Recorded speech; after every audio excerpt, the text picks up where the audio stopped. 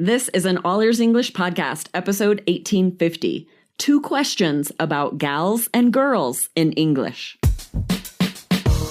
Welcome to the All Ears English podcast, downloaded more than 200 million times. Are you feeling stuck with your English? We'll show you how to become fearless and fluent by focusing on connection, not perfection, with your American host, Aubrey Carter, the IELTS whiz, and Lindsay McMahon, the English adventurer, coming to you from Arizona and Colorado, USA. And to get your transcripts delivered by email every week, go to allearsenglish.com/subscribe. In American culture, should you refer to women as girls or gals? Today, we dive into how these words can be used and why it's so important to move away from labeling according to gender so that you can connect with people on another level. Hey, Aubrey, I have a question for you today. Oh, let's hear it. So when's the last time you hung out with the gals? Oh, I have some really good neighbor friends, some ladies that I hang out with a lot, and we went and got margaritas at a Mexican restaurant right before I headed to Idaho, and they were delicious. I got a strawberry margarita, salt on the rim. Oh my heck, it was so good. Oh, wow. Yes, I love margaritas.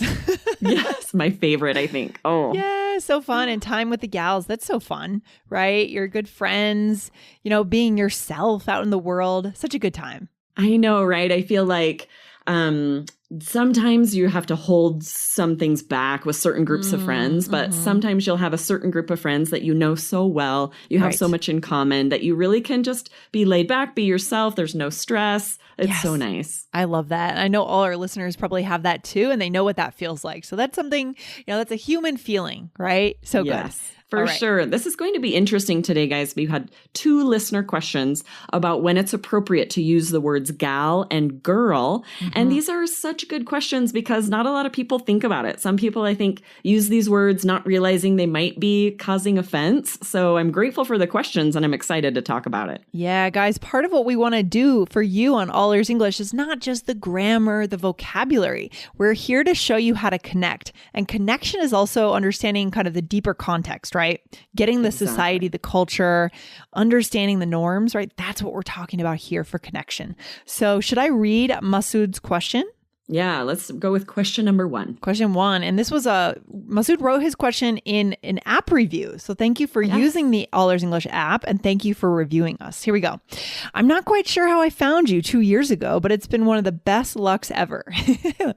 I listen to the show every morning when I'm driving to work. It's been part of my daily routine. The way you teach American English is a game changer for sure. I listen to the show through the app and the notification pops up at 10:15 p.m. Pacific time, which means tomorrow I have a fun, new, informative episode to listen to. It's time to ask I love it too. It's time to ask my question. Is it okay to call a group of girls guys? When should we use gal then? What's the difference between gals and guys? Your loyal listener, Masood from Iran. Wow. Such a great question. Yeah. So first of all, it definitely depends on the situation, right? I will call a group of girls guys or a mixed group guys in an informal situation. It's usually not disrespectful to call both men and women guys, but it does depend very much on the situation, who's present. Yeah, I think it really depends on the situation. It is okay. I think a lot of times if you're addressing just a group of adult women, also using ladies is nice. It's a little bit more respectful. Would you say that? Yeah. For sure, right? Yeah, and you also see that more in certain industries like the wedding industry, right? You see that a lot at like trying on bridal gowns. Oh, ladies, right? There's a lot of that, I would say. Yes, definitely. I feel like gals is very informal. So for sure in a more formal meeting or formal work situation, I would instead say like everyone, hi everyone, let's get started. Or maybe ladies and gentlemen, which is quite formal, but is good if there's a meeting or you're on a call where you haven't met everyone and there are both men and women present. That's appropriate. Yeah, I think it's better when it's a more formal situation, as you said. Get away from gender, kind of, right? Yes. That's what we're doing by saying everyone and ladies and gentlemen. Don't point out the gender to address people, right? Yeah. That's a good rule of thumb, I think. Yeah, for sure. And gal, it is just the female equivalent of guy, but it is less common to say gals, right? When we're having an all ears English meeting, I'll say, hey guys, what's up? I wouldn't say hello gals, right? To me, it sounds a little older. It is a little old-fashioned. A little old-fashioned.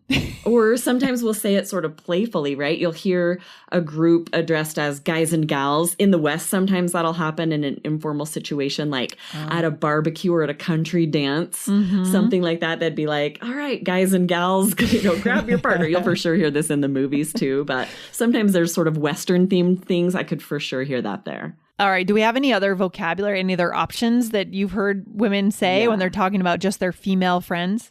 For sure. Like that question you asked at the beginning, when's the last time you hung out with the gals, right? Just means your girlfriends. And I've heard the expression gal pal to just mean your female friend. Right. Or my gals. Just meaning my friends. Yeah. And then you've probably heard of Galentine's Day, which is when usually single girls are still celebrating Valentine's Day with their girlfriends. Yes, I love that term. That's so fun. I definitely celebrated a couple of Galentine's Days back in the day.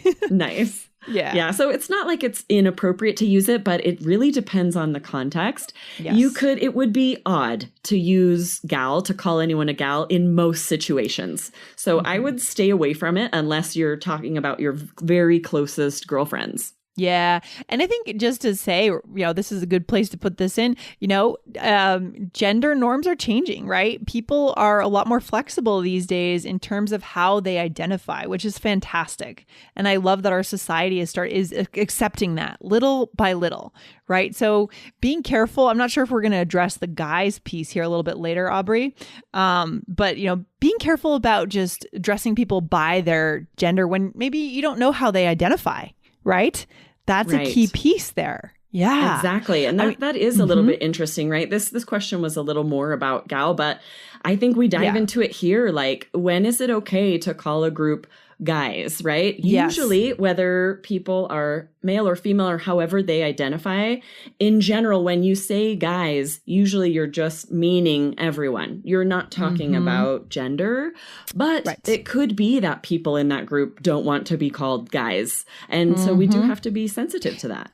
Yeah, this is something that I'm trying to break the habit around certain friends of mine who identify as non-binary, and it's not easy. It's really embedded as a habit, right? And even if you're trying to be very it just comes out of your mouth. Hey guys, do you guys want this? Do you want that? Right? Do you want soda or beer? Right? It just comes out of your mouth. So we want to start to be a little bit more intentional about what we're saying, the words we're saying. Yeah. Right. It's really tricky. So in that situation, what would you say instead? Because I do, in my mind, I think of guys as guys and girls. I know.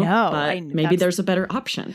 Well, and that's why I'm not sure if I haven't directly asked them whether that's offensive, but I think that, just by trying to make the effort a little bit more, they appreciate it. Yeah. I think I've heard them say, like, in a group, like something like y'all, just using y'all, but that feels like I'm from the South now. Right. So I kind of love that though. Hey y'all, like we'll all go a little more Southern in order to, or just say everyone. Hey everyone. Hey everybody. Yeah. So I think gender is pretty loaded, right? I think that's the key point here.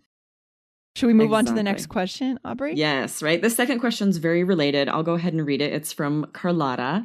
She said, yesterday my husband came home from work and told me what had happened at work. He is a CEO in a multinational company, and he had had a meeting with 2 employees.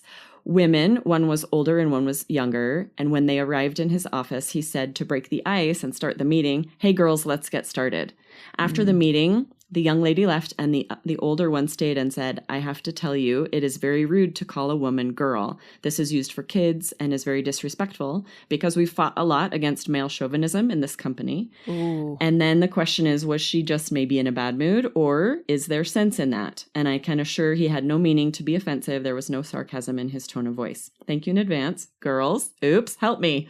So I love that she's kind of adding, like, can I call you girls? The All Ears English team. Is that appropriate? Funny. That's such a good question. A lot of our listeners do say that, and that's okay with me. I'm not gonna say that I'm offended by that. Are you offended by that? And when they write us questions, our listeners? No, definitely not, right? Many people will call us girls, and we don't find it offensive because here's why. When I listen to many episodes of a podcast, I feel like I know the hosts. Yes. We share so many personal stories and examples that you guys feel like you know us. You know us because we share so much about ourselves. So and we when take you know that someone well, who's fairly young, it's appropriate to call them girls. It's not offensive. Yes, exactly. We want you guys to feel close to us, that you know us. So that's perfect. But I also really understand why in this context it was offensive. And the man may not have known, may not have thought about it and probably didn't, right? It's not like he's trying, but that is how sexism happens, right? Exactly. It's under the surface. Right, because girl does imply fairly young and can be interpreted as meaning inexperienced. Yes. So in the business world, for colleagues, it's really evolving to not use this for women, especially in formal situations like a meeting. They clearly were not close friends. It's not the kind of relationship where that would be appropriate, right? And this woman is not alone. Many women would not want to be called girl in that situation. Definitely. So that makes total sense. Yeah. I think she had every right to be upset. Mm-hmm. Yeah. And I like what you said earlier in the episode. He could definitely instead say ladies, which is becoming more common and is considered more respectful. If you could just say, hey, ladies, how's it going today? I feel like that's respectful. Yeah. I mean, I think in the social space, not in the business space, you could say friends, right? Hi, friends. Definitely. That's something I've heard recently. What else, Aubrey? Yeah. And it just really depends on how formal the situation is. I would say for anyone out there working in the business world, avoid calling women girls or a girl, right? Yeah, but there are times, just like this woman stated, you can use girls to refer to children or maybe a group of girlfriends. I'll say I was hanging out with the girls, just like I would say the gals, right? Yeah, exactly. And that's totally fine, especially because you're referring to your own friends that way, right? Right. It's that relationship where you know them well. There aren't these formal professional walls that have to be respected. Yeah, I think the problem with Carlota's situation is who said it and where it happened, right? Exactly. Mm-hmm. Yeah. And what else, Aubrey? So let's make a note here that for a long time, this phrase, like a girl, was an insult, right? You're going to see this everywhere in TV and movies. Someone will say, like with sports, you hit like a girl, you run like a girl, you fight like a girl, or maybe like, stop crying like a girl. It was used as an insult. It's terrible. We see it all the time. Luckily, we're evolving away from this. Yeah, exactly. Because why is that an insult to be like a woman, right? Why is that an insult to be doing something, right? So it's gender norms are changing, like I said, just starting to define people a little bit less by their gender, which is refreshing, you know? Yes, it is refreshing. And that shouldn't imply weakness, right? Doing something like a girl should imply being smart, talented, confident, right? All the things girls should grow up knowing that they are and that they are capable of. That's what we want for the next generation. Yeah. So this really is a good change that's happening, and we need to continue that change. Have you seen A League of Their Own? I'm sure you have, right? Yes, I have. I love that show. Oh my God, that's what I'm thinking about right now because, it was, guys, if you haven't seen it yet, it's a great movie about baseball, how when all the guys were out at World War II, they had the women come and take the men's places in a national baseball league.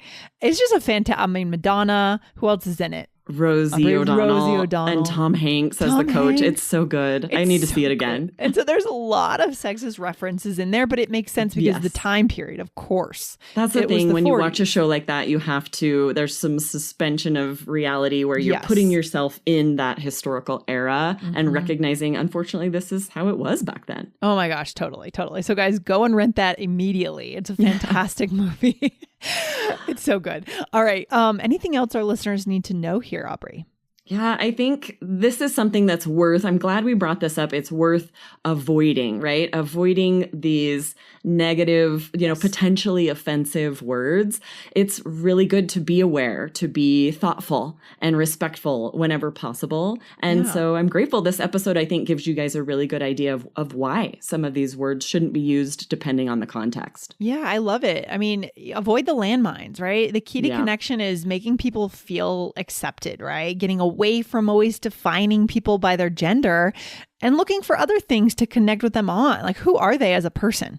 right? Yes, exactly. Yes. Right. With today's tips, you can make sure you are speaking respectfully, avoiding offending, because that is what can really disrupt that connection. If you hurt someone's feelings or offend them, it's an uphill battle to build that connection again. You got it. Whether you're in business or whether you're just in life or meeting new people in your community, guys. So keep that in mind. And great topic. I'm glad we brought this up today, Aubrey. Yeah, me too. Thanks, Lindsay. All right. Talk soon. Bye. Bye.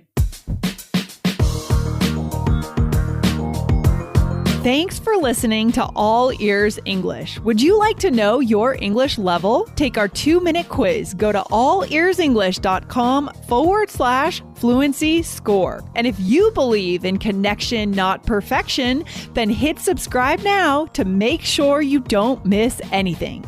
See you next time.